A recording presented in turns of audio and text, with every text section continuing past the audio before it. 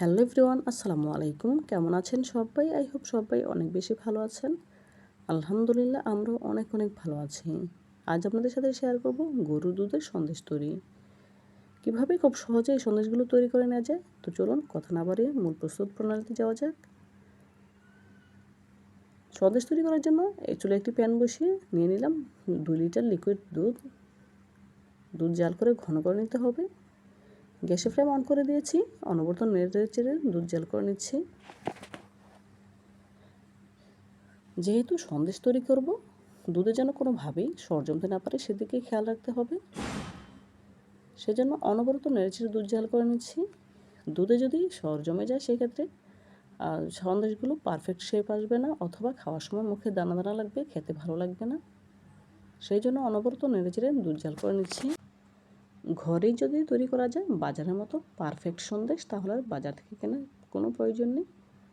আপনারা এভাবে একবার হলেও আমার রেসিপিটি হুবহু ফলো করে দুধের সন্দেশ তৈরি করে দেখবেন, ইনশাআল্লাহ অনেক বেশি ভালো লাগবে। বাচ্চারাও অনেক মজা করে খাবে। দেখুন বন্ধুরা, কথা বলতে বলতে আমি কিন্তু অনবরত হাত চালিয়ে যাচ্ছি। দুধ নাড়তে নাড়তে অনেকটাই ঘন করে নিতে হবে। দেখুন এই পর্যায়ে দুধের মিশ্রণ কিন্তু অনেকটাই ঘন হয়ে এসেছে, দেখেই বুঝতে পারছেন। আরও কিছুটা পরিমাণে জাল করে নিতে হবে।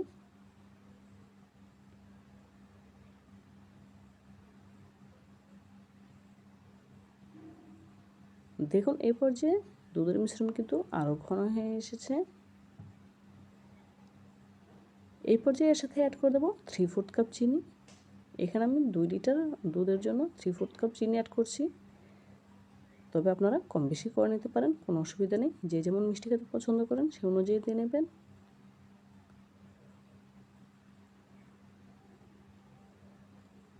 দেখুন সম্পূর্ণ চিনিটাই দিয়ে দিয়েছি। চিনিটা গলে দুধের মিশ্রণটা কিন্তু আরও কিছুটা পাতলা হয়ে আসবে, ভয়ের কোনো কারণ নেই। অনবরত নেড়েচেড়ে জাল করে নিলেই মিশ্রণটা আবার ঘন হয়ে আসবে। দেখুন চিনিটা কিন্তু অলরেডি গলতে শুরু করেছে, দেখি বুঝতে পারছেন। দুধের মিশ্রণটা কিন্তু আরও পাতলা হয়ে এসেছে। এভাবে করে অনবরত নেড়েচেড়ে মিশ্রণটাকে পুরোপুরি ঘন করে নিতে হবে, যেমনটা ডোয়ের মতো। আমি কিন্তু নাড়া কোনোভাবেই বন্ধ করছি না, অনবরত নেড়েই যাচ্ছি। দেখুন বন্ধুরা, এই পর্যায়ে মিশ্রণটা কিন্তু অনেকটাই ঘন হয়ে এসেছে। আর 1 থেকে 1.5 মিনিটের মতো জাল করে আরও কিছুটা ঘন করে নেব। দেখুন বন্ধুরা, এই পর্যায়ে দুধের মিশ্রণটা কিন্তু পুরোপুরি ঘন হয়ে এসেছে, একদম প্যানের গা ছেড়ে আসছে। এখন চুলা থেকে নামিয়ে একটি ছড়ানোর প্লেটে নিয়ে নিতে হবে। কিছুটা ঠান্ডা করে নেওয়ার জন্য কিছুটা ঠান্ডা করে নিতে হবে, বেশি ঠান্ডা করা যাবে না, এতে করে আবার সন্দেশগুলো পারফেক্ট শেপ দেওয়া যাবে না। দেখুন চুলা থেকে নামিয়ে একটি সার্ভিং প্লেটে নিয়ে নিয়েছি।